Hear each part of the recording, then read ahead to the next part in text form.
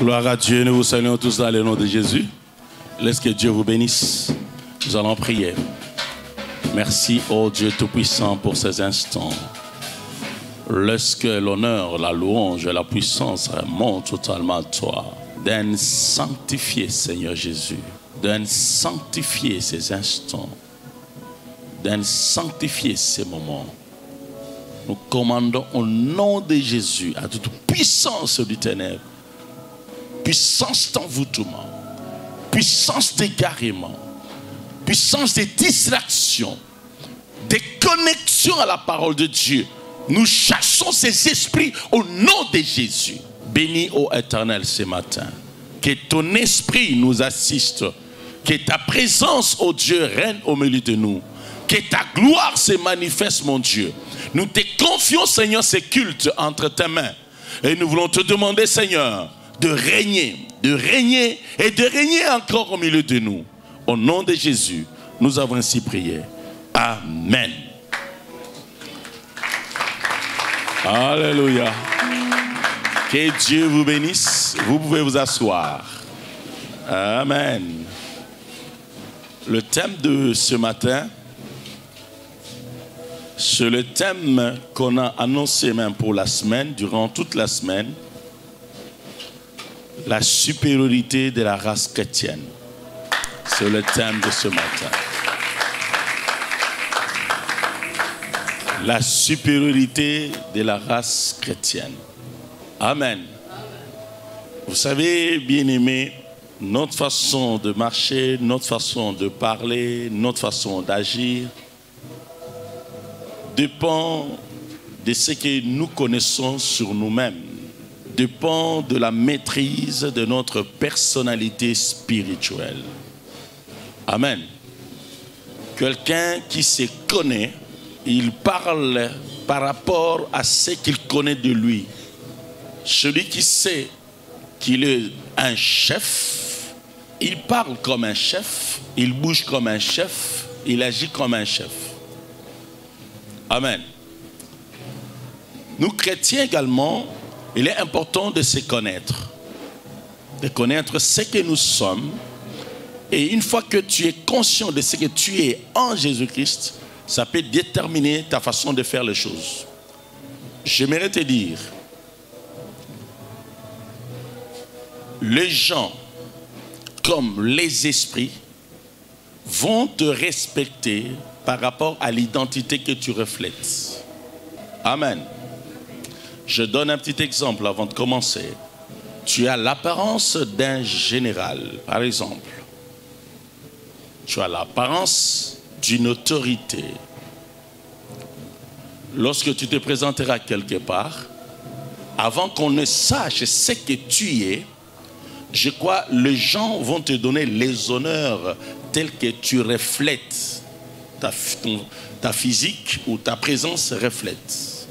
Il y a eu des gens qui ont reçu les honneurs de militaires pendant qu'ils n'étaient pas des militaires. Pourquoi? Parce que dès lors qu'on l'a vu, il a reflété tellement la personnalité d'un militaire au point qu'on lui fait des honneurs. C'est-à-dire, avant qu'on ne connaisse ce qu'il est, on lui fait des honneurs. Sa présentation, sa façon d'être, à manifester, à envoyer un message. C'est pour dire tout simplement, si tu te connais consciemment et que tu commences à refléter ce que tu es, les gens vont te respecter tel que tu es en train de refléter cette personnalité. Les démons vont te respecter tel que tu reflètes cette personnalité. Alléluia. Autrement, la connaissance de quelqu'un lui donne l'autorité. L'autorité se dégage de la prise de conscience de ce qu'on est. Lorsque tu es conscient que tu es un chef, cela dégage, la conscience d'être chef dégage une autorité qui fait que les gens te respectent tel que tu es. Amen. Donc il est important que nous puissions nous connaître dans le Seigneur. C'est pourquoi ce matin, nous voulons parler de la supériorité de notre race. La race des chrétiens. Un chrétien n'est pas n'importe qui. En devenant chrétien, le Seigneur t'a sélectionné, a fait de toi une race. Nous allons lire. Et pas n'importe quelle race. 1 Pierre 2, 6 à 10. Car il est dit dans l'Écriture, voici, je mets en Sion une pierre angulaire, choisie, précieuse, et celui qui croit en elle ne sera point confus. Quand tu as ces rochers, cette pierre précieuse, tu l'as dans la vie, tu ne seras point confus. Allez-y. L'honneur est donc pour vous qui croyez. Qui croyez. L'honneur est pour vous qui croyez. Allez-y. Mais pour les incrédules. Mais l'opposition. Pour les incrédules. Mais pour vous qui croyez, c'est un honneur. Recevoir Jésus, la pierre angulaire, la pierre précieuse. On ne sera jamais confus. Mais pour les incrédules, continue. La pierre qu'ont rejetée ceux qui bâtissaient est devenue la principale des langues. La principale des langues. Jésus, c'est la principale. En dehors de Jésus, il n'y a pas de vie. En dehors de Jésus, il n'y a pas de protection véritable. En dehors de Jésus, il n'y a pas la paix véritable. C'est lui, la principale, la pierre principale pour construire sa vie. C'est pourquoi notre église s'intitule Mission évangélique, le rocher de vie, le rocher de salut. Autrement, on s'est référé à ces passages. C'est la pierre de l'âme. Ok, allez-y. Et une pierre d'achoppement et un rocher de scandale. Il s'y pour heurte, les incrédules. Verset 8. Ils s'y heurtent pour n'avoir pas cru à la parole, et c'est à cela qu'ils sont destinés. Vous, au contraire. Vous, au contraire. Ça introduit quelque chose de si formidable. C'est là où on va s'attarder. Vous, au contraire, allez-y. Vous êtes une race élue. Une race élue. Continue. Un sacerdoce royal. Un sacerdoce royal. Il faut se connaître. Allez-y. Une nation sainte. Une nation sainte. Nous ne sommes pas appelés à vivre n'importe comment. Nous devons marcher dans la crainte et dans la sanctification. Allons-y. Un peuple acquis. Un peuple acquis. Un peuple acheté, racheté par les sangs. Allez-y. Afin que vous annonciez les vertus de celui qui vous a appelé des ténèbres. Afin que nous annoncions. C'est-à-dire, les gens en nous regardant plutôt, nous devons annoncer les vertus de Dieu. La force de Dieu, le pouvoir de Dieu, la crainte de Dieu, la sanctification. Nous devons projeter quelque chose. Nous sommes mis à part pour projeter, pour être un modèle. Nous devons être un présage. Alléluia. Allez-y. Afin que vous annonciez les vertus de celui qui vous a appelé des ténèbres à son admirable lumière. Des ténèbres à son admirable lumière. C'est-à-dire nous avons passé, nous avons traversé des camps. Allez-y. Vous qui autrefois n'étiez pas un peuple. N'étiez pas un peuple, mais maintenant nous sommes un peuple. Continue. Et qui maintenant êtes le peuple de Dieu. Le peuple de Dieu. Allez-y.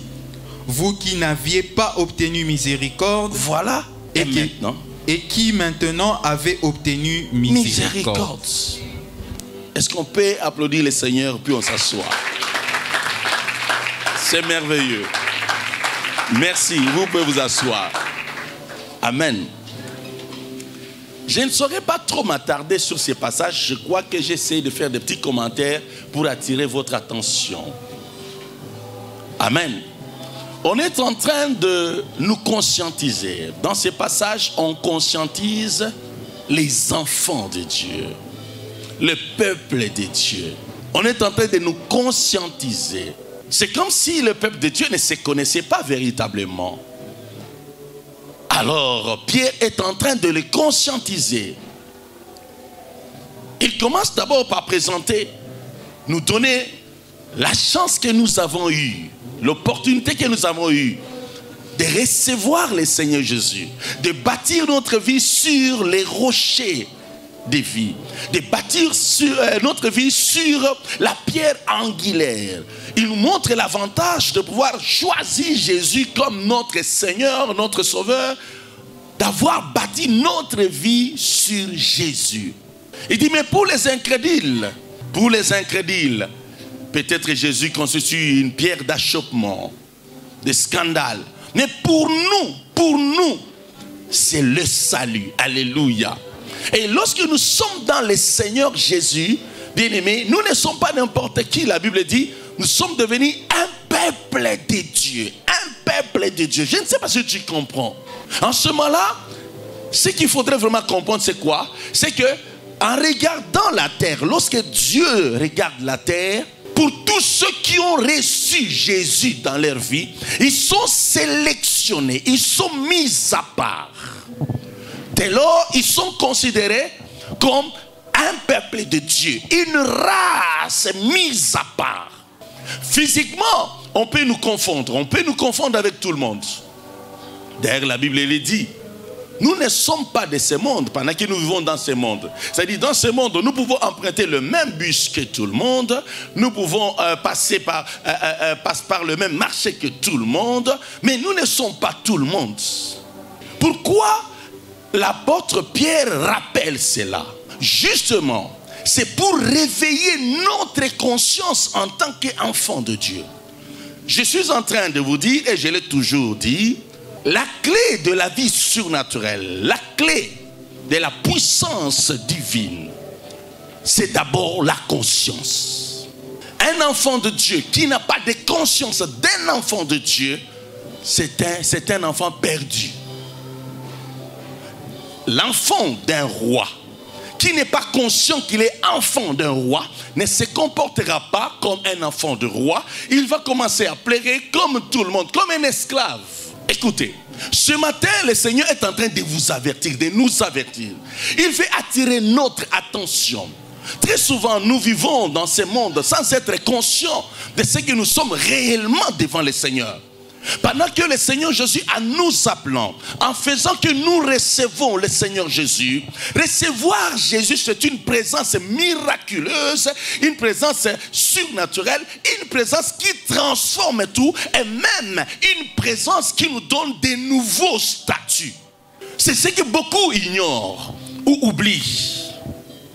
La présence de Jésus dans notre vie vient nous donner un autre rang. La présence de Jésus dans notre vie vient nous positionner autrement devant Dieu. Dieu ne nous voit pas de la même manière qu'il voit tout le monde. C'est pourquoi il dit, tu as du prix, je donnerai l'Éthiopie à ta place. Parce que tu n'es pas n'importe qui. Dieu nous appelle donc par là à une vie de distinction. Ce matin, avant que je ne continue, je voudrais également éveiller ton attention, surtout ta conscience, comme l'apôtre Pierre est en train de le faire. Vous, au contraire, c'est pour dire, faites attention. Vous n'êtes pas comme eux, comme les incrédules. Vous, au contraire, vous êtes qui? Une race élue. Il commence par une race. C'est-à-dire, en devenant enfant de Dieu, nous sommes mis à part et que nous sommes déjà considérés comme une race. Une race marque une distinction au milieu d'autres espèces.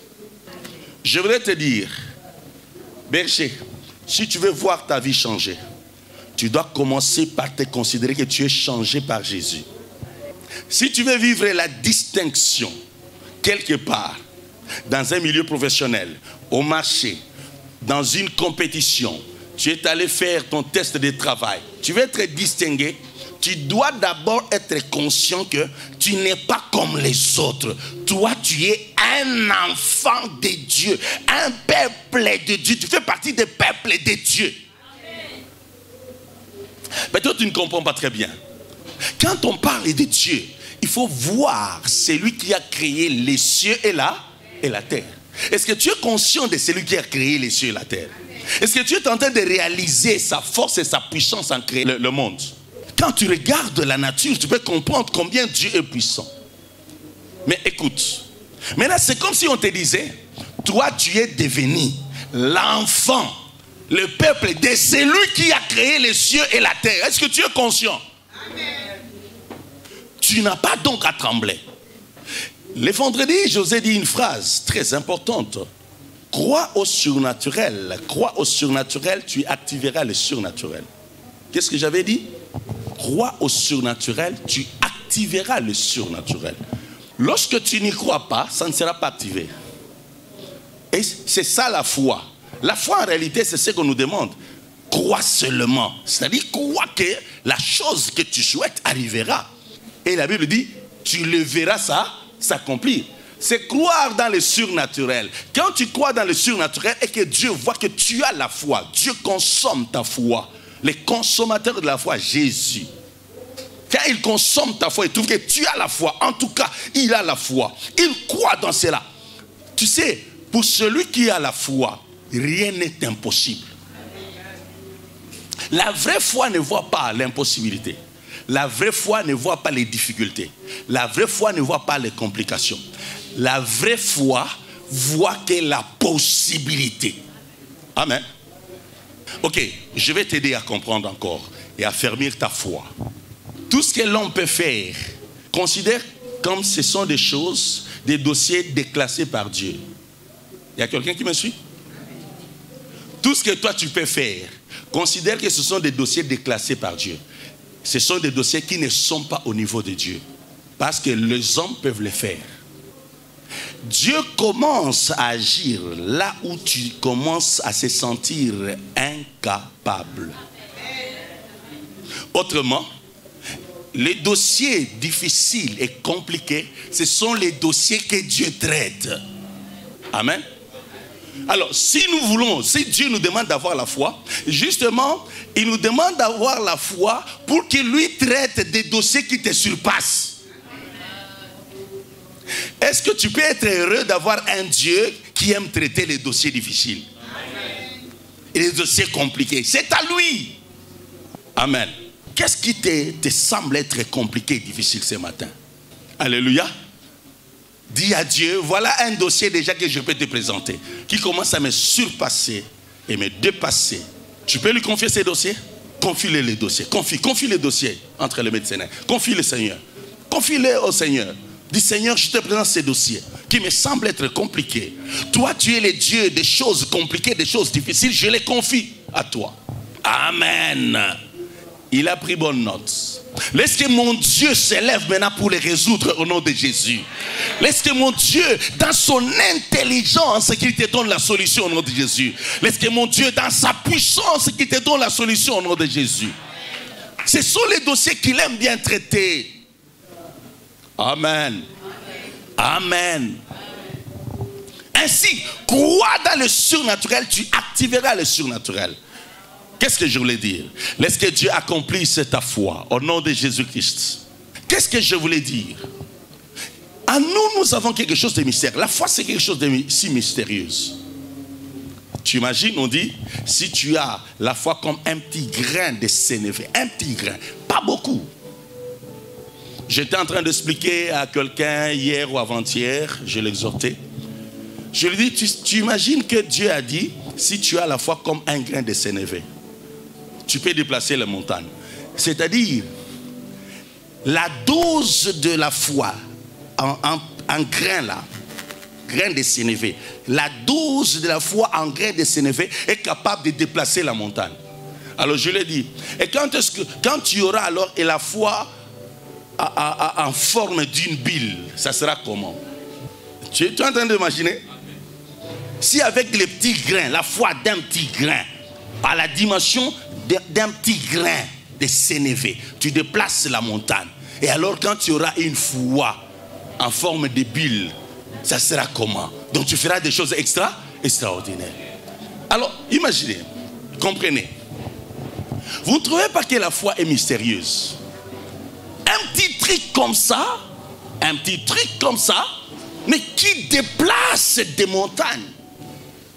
Et non seulement ça, un petit truc dans ton cœur, mais qui impacte les choses à l'extérieur.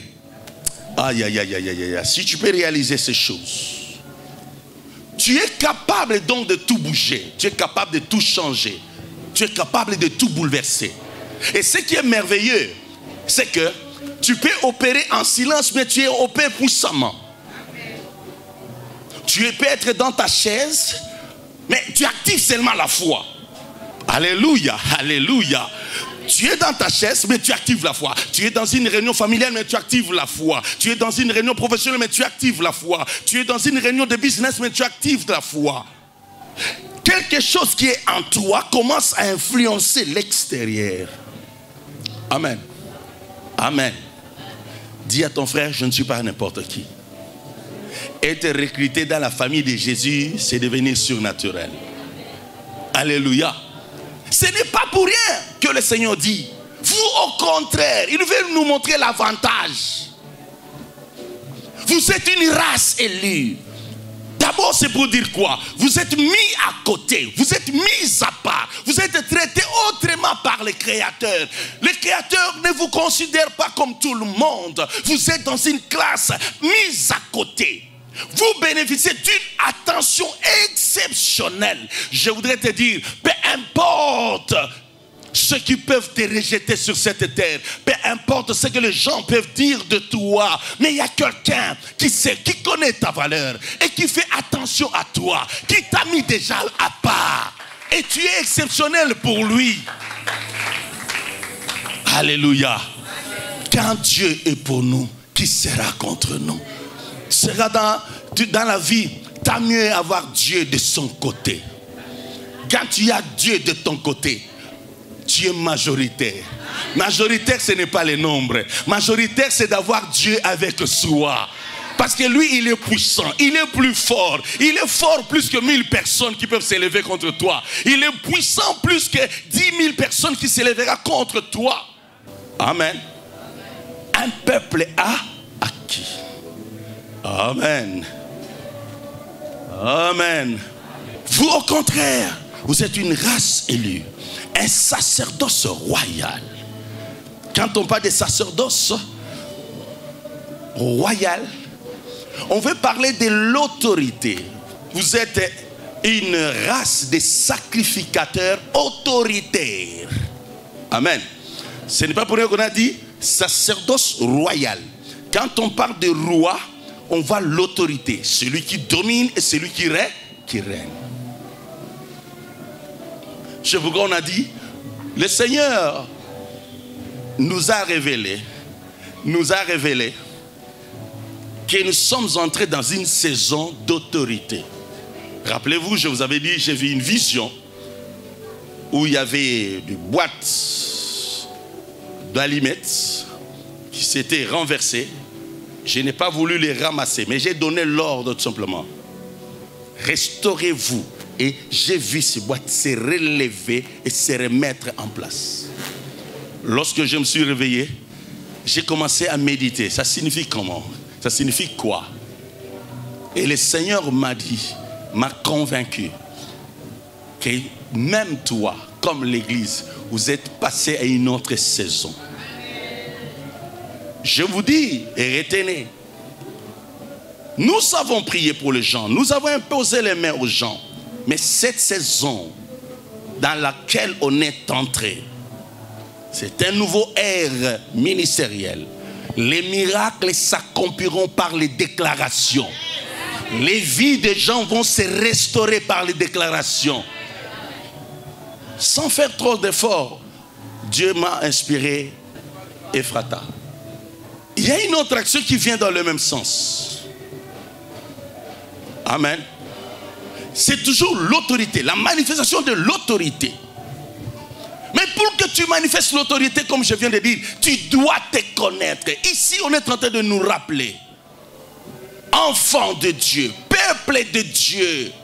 Tu es un peuple. Je ne sais pas si tu es un peuple de Dieu. Tu sais que je fais partie du peuple de Dieu. Amen. Sacerdoce royal. Un sacrificateur. C'est comme si on te parle de sacrificateur royal. Tu n'as pas n'importe quelle sacrificature. Royal, pourquoi? Parce que tu dois dominer, tu dois régner. Royal, c'est pour dire tout simplement tu es au-dessus. Tu donneras des ordres, tu parleras. Il est grand temps que nous sachions parler aux montagnes, au vent. Bien-aimés, c'est une dimension que beaucoup d'enfants ne pratiquent pas très souvent. Savoir parler aux choses que Dieu a créées. Savoir parler aux montagnes. Savoir parler aux problèmes. Savoir parler aux difficultés. Il y a un verset de la Bible, par exemple, qui dit: aucun malheur ne t'arrivera, aucun fléau n'approchera de ta tente. Tu dois être à mesure de dire au malheur: malheur, pas ici. Amen. Fléau, pas ici. J'ai toujours dit, il n'y a pas longtemps, je crois que j'ai exhorté certains enfants de Dieu, j'ai dit, observez, en tant qu'homme, on peut connaître des moments dans la vie. Amen. Mais dans l'unité, dans la joie, dans l'unité, dans la crainte de l'Éternel, dans l'amour, j'ai dit, moi je chasse les problèmes et les malheurs. Et en tout cas, je peux vous dire, vous allez même le constater, je ne parle pas trop de malheur, je ne parle pas trop de fléaux. Pourquoi? Parce que je suis en train de gérer ma vie. J'ai arrêté, j'ai dit au malheur loin, fléau loin. Il y a des choses qui sont tout à fait naturelles, qui sont dans les plans de Dieu, qui peuvent arriver. Mais en dehors de ces choses-là, tu dois être à mesure de parler. Jésus a parlé au flot, il a parlé au vent, il a parlé à l'eau. Quand les flots s'élevaient, c'était la rébellion. Et Jésus le remettait à l'ordre. Calmez-vous. C'était une façon de dominer et de régner. Jésus n'était pas n'importe quelle race. Alléluia. Alléluia. Alléluia.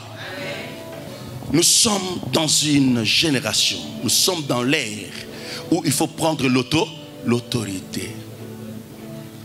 C'est la période où nous nous cachons devant le Seigneur. Nous prions, nous cherchons à être remplis du Saint-Esprit. Et la journée, on doit sortir pour donner l'ordre. Dans notre vie, il est temps de ne pas négocier avec certains trucs dans nos vies. Mais nous avons maintenant à donner les ordres, s'élever.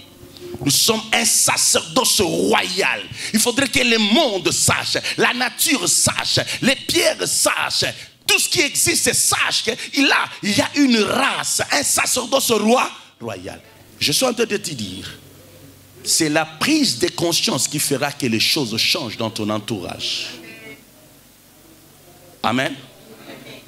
Un homme sans conscience, c'est un homme qui ne peut pas opérer puissamment. La conscience déclenche le pouvoir.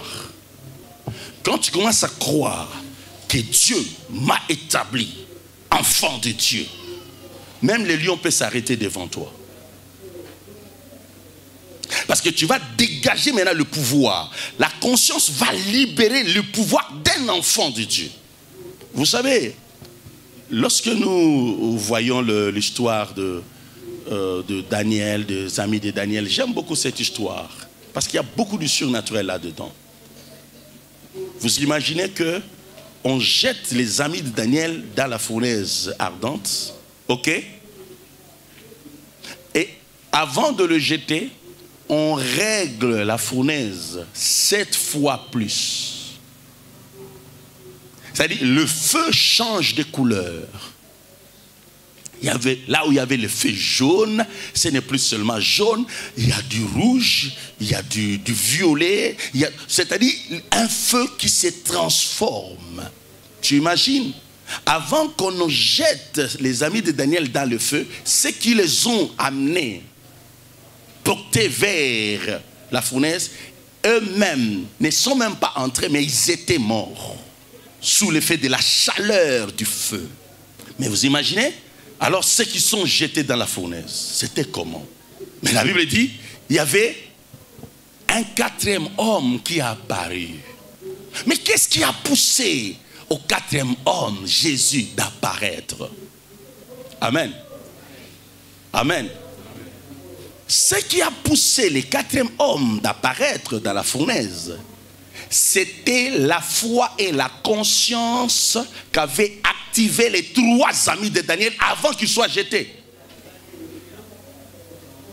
Je te dis, quand tu crois dans les surnaturels, tu actives les surnaturels. Je suis en train de répéter. Quand ta conscience active le surnaturel, les surnaturels se manifestent. Les amis de Daniel ont dit ceci au roi: quand même tu nous jetteras dans le feu. C'est Dieu que nous servons. C'est un Dieu suprême. Aïe, aïe, aïe, aïe, aïe. Ils ont parlé de qui? Un Dieu suprême. Le Dieu suprême, c'est dit quoi? Un Dieu qui est au-dessus, qui est supérieur. Il est au-dessus de la puissance du feu. Alléluia. Un Dieu qui gère le feu. Alléluia. Un Dieu qui peut éteindre la puissance, briser la puissance du feu. Est-ce que vous ne voulez pas vous fléchir devant le statut? Non. Parce que nous servons un Dieu vivant. Un Dieu qui est au-dessus. Les dieux suprêmes. Ils ont parlé du Dieu suprême. Et le roi a fini par reconnaître que c'était un Dieu suprême. Il a regardé. J'ai vu une 4e personne là-dedans. Mais il a les aspects d'un Dieu. Alléluia. Aïe, aïe, aïe, aïe, aïe. Quand tu as la foi en Dieu, tu vas faire que les surnaturels, la puissance de Dieu, les êtres du royaume céleste descendent. Amen. Je vous rappelle encore ce témoignage. Un vieux témoignage, mais très édifiant.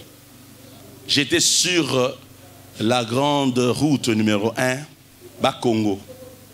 Aujourd'hui, Congo central. Au bord d'un bus, très rapidement, je brûle les étapes. On fait un accident. Pendant qu'on le faisait, j'ai senti qu'on est sorti de la route. J'ai crié Jésus. Dans ma bouche, j'ai dit Jésus. Mon esprit comprenait, on a commencé à faire des tonneaux. Des tonneaux. Ce sont des grands ravins. Mais mon esprit continue à prier. Alléluia. Seigneur, je suis encore trop jeune. Je vais encore te servir. Je ne peux pas mourir maintenant. Seigneur, protège-moi. Entre-temps, je pouvais imaginer, tu pouvais te cogner, je ne sais pas, n'importe quoi. Pendant que je le disais, parce que j'ai cru dans la protection divine, le Seigneur m'a sorti une sorte de cage qui m'a entouré. Ça, je vous dis, j'ai vu, j'ai vécu. Pas un rêve. J'ai vu quelque chose venir en forme de cage, avec des petits trous, comme le vieux receveur de quoi? Des sautras. Mais en ce moment-là, en entier, de là jusqu'à là, j'étais couvert là-dedans. Je bougeais contre, je voyais. J'ai dit, mais qu'est-ce que je suis en train de vivre? Dieu est merveilleux. Amen. Alléluia.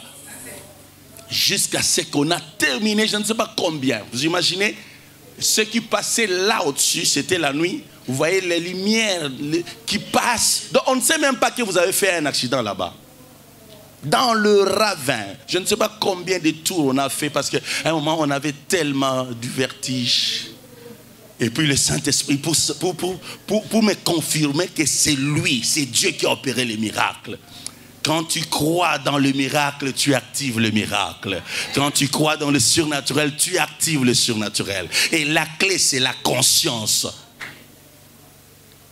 À la fin, là, boum, ça s'arrête. Tous les 4 nœuds en l'air, les 6 nœuds en l'air. Je vois d'abord la chose disparaître.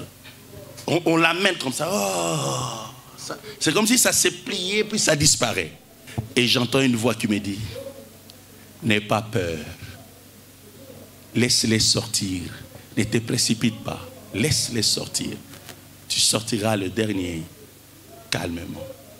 Et j'ai obéi à la voix. Je suis resté pendant ce temps. Les gens, j'étais Moi, j'étais sûr qu'il n'y a pas de danger parce que la voix de Dieu venait de me parler. Alléluia. Amen. Pourquoi Dieu m'a distingué? Parce que je suis distingué déjà par lui dès le jour où j'ai cru dans le Seigneur. Tu n'es pas n'importe qui. Tu es un peuple distingué. Tu es appelé à la distinction. Je ne sais pas si tu comprends. C'est pourquoi Dieu interdit certains langages à ses enfants. N'appelez pas conjuration ce que tout le monde appelle conjuration. Ne cherche pas à te mettre dans les tout le monde. Ne cherche pas à te mettre dans les lots de tout le monde. Je suis un peuple distingué. Dieu m'a appelé à être un peuple distingué. Il m'a mis à part. Donc ce qui pourrait m'arriver ne peut pas arriver aux autres. Et si moi je peux vivre, ne peut pas être nécessairement être vécu par les autres. Je suis appelé à la distinction. Partout où tu seras, tu dois dire, moi ça sera différent. Quand on dira, je suis allé, j'ai eu le privilège d'être associé comme formateur dans l'école de formation approfondie, attaché à l'ENF, École nationale des finances. Comme formateur, je suis allé, j'ai donné mes cours en gestion des projets, chose que j'ai étudiée. Je suis passé par 2 classes. Alors il y avait une deuxième classe qui était tellement compliquée. Comprenez, ce sont des cadres supérieurs quand même de l'administration. Il y avait les chefs de division et d'autres.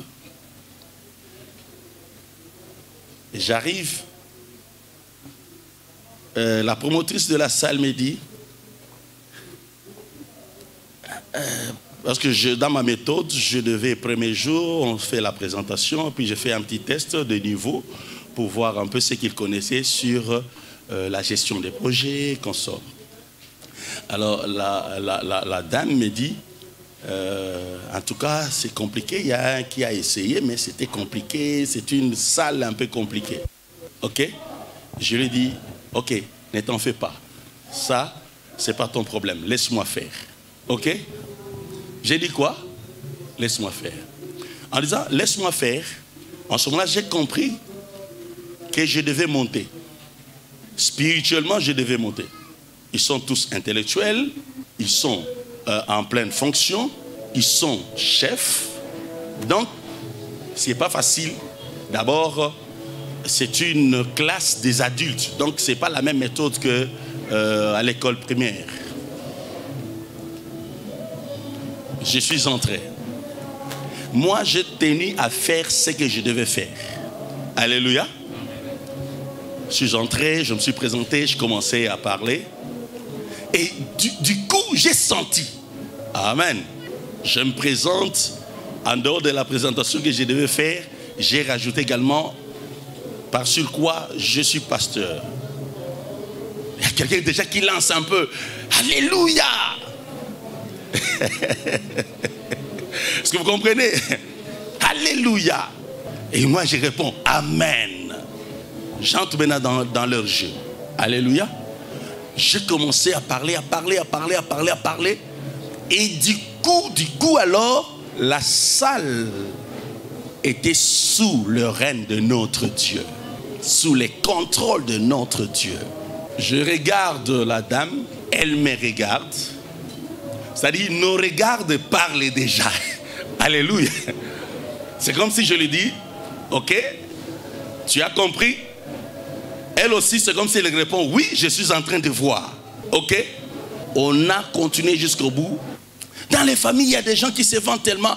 Tu sais, notre premier-né, il est en France, il est aux États-Unis. Tu sais qu'il est premier ministre, tu sais qu'il est ministre, tu sais qu'il peut être président. Et tu sais, notre premier-né, il y a un abisso à Liboso. Il y a un abisso à Liboso. Amen. Au café, il y a un abus à Liboso. Oh. Quand tu as un problème, il y a un abisso à Azali. Si c'est un sportif, il est fort dans les quartiers, qui va te toucher? Il y a un abisso. Moi, les Canaan, oh, il y a Jidoka à mettre. le monde. Vous avez un problème. Amen. Tout le monde tremble parce qu'on sait que ton yaya là est judoka. Mais Jésus est plus que judoka. Jésus est plus fort, il est puissant. Notre yaya, le premier-né de la famille, le premier-né de notre famille, de la race élue. Nous avons un premier-né digne de son nom. Amen.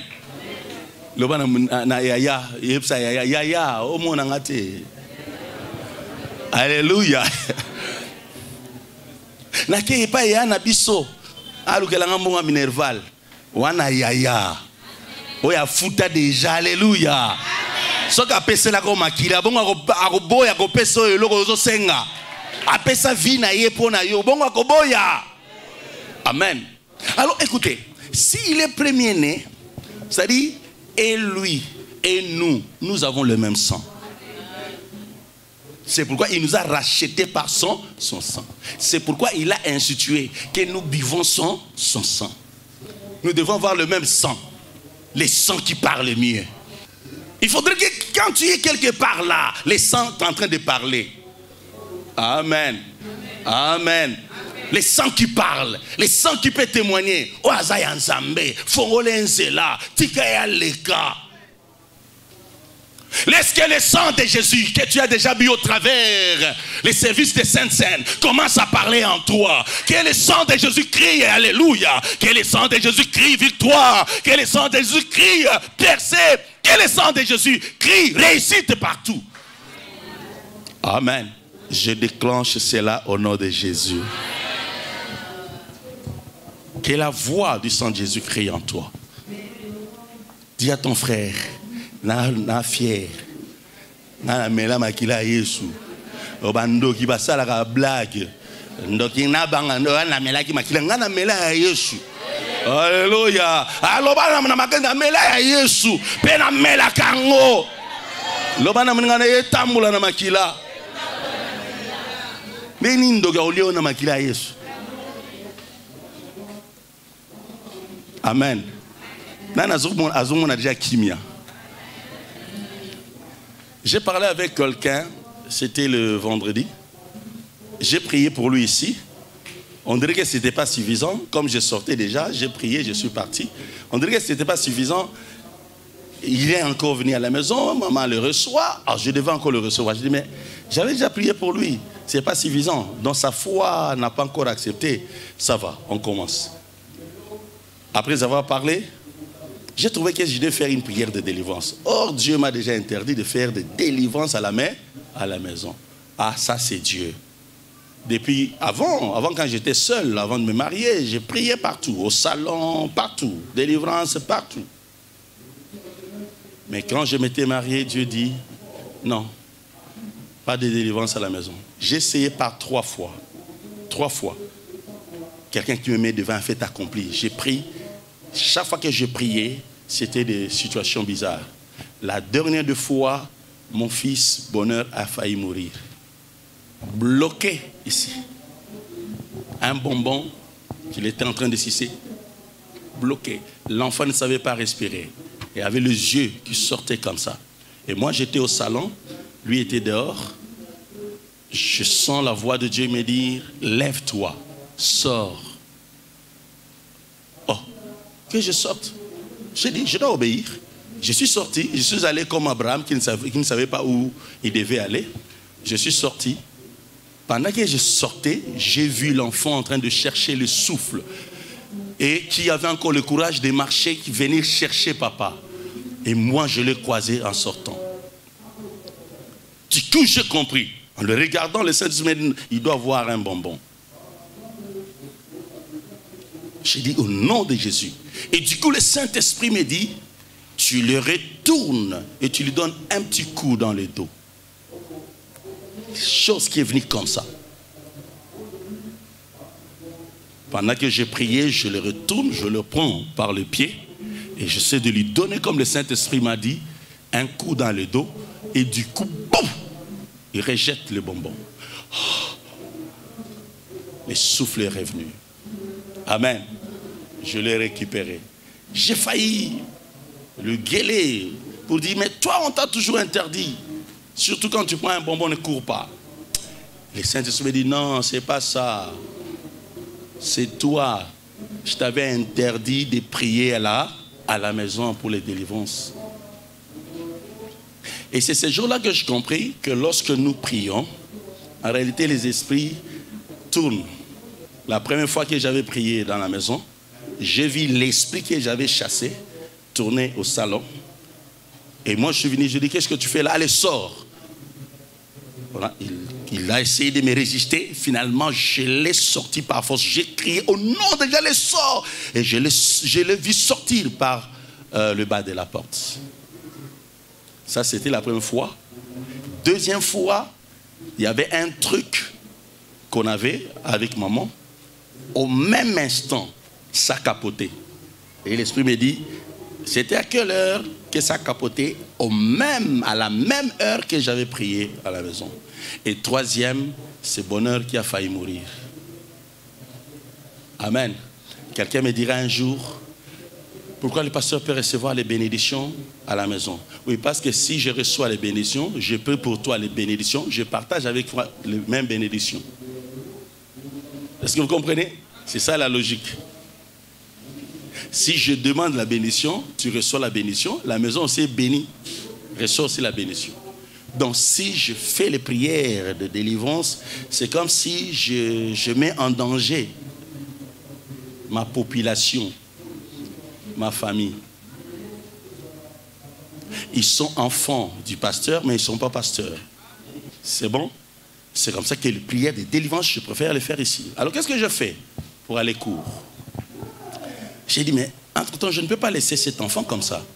Je dois faire quelque chose. J'ai cherché, pendant qu'il parlait, j'ai demandé à Dieu, Seigneur, conduis-moi, conduis-moi, conduis-moi. Je l'écoutais, mais mon esprit est en train de chercher, Seigneur, parle-moi. Comment je vais faire? Et le Saint-Esprit me dit, ok, tu pries. J'ai demandé, je me suis tenu debout, je suis allé chercher dans mon frigo, je prends le Vitalo à la couleur rouge, j'ai amené. Je plaçais là-bas parce que l'Esprit m'a dit, tu vas faire juste une prière, un service avec le sang de Jésus et tu lui donnes. C'est-à-dire, je le laisse sous la puissance du Saint-Esprit et sous la puissance du sang de Jésus, qu'il boive seulement ça. Il est parti. Connaissant, je savais que si le sang de Jésus traverse sa vie, son cœur, son âme, son être, même si je ne dis rien, il y a la puissance de Dieu, la puissance du sang de Jésus qui va agir. Je n'ai pas encore parlé avec lui, mais je sais qu'il se porte bien. Parce que je le vois déjà tout joyeux. Amen. Quand tu portes le sang de Jésus sur toi, n'oublie pas, Jésus a versé son sang pour toi. Et que ce sang coule en toi. Tu as déjà pris la Sainte Seine, non, n'est-ce pas? Le sang de Jésus coule en toi. Je déclare, aucun sorcier ne pourra te toucher au nom de Jésus. Aucun malheur ne peut te toucher au nom de Jésus. Par la puissance du sang de Jésus en toi, je l'active pour repousser tout le malheur, pour repousser le fléau, au nom de Jésus-Christ. Amen. Amen. Nous sommes donc dans la famille où Jésus est le premier né. Beta moi tolo, ningana moi mukeloba, ngana na famille à Yesu. Na kota na famille à Yesu. Donc Jésus a ça tellement bien. Tozala na biso ba tumususu mais azo ba biso aye a brancher biso, a connecter biso na famille oyaye. Au point que à côté biso par na famille oyaye, et à la fois famille à Dieu, famille d'Abraham. Au point que toutes les promesses d'Abraham s'accomplissent en nous. Alléluia. Alléluia. Oh, je veux terminer très rapidement. Alléluia. Mais il y a quelque chose de si important encore qui arrive. Lorsque tu es la race de Dieu, tu es dans la famille de Dieu, tu portes la nature d'un enfant de Dieu, tu es devenu autoritaire. Rendez-vous mercredi pour que je termine la partie qui reste. Que Dieu vous bénisse. Que Dieu vous bénisse.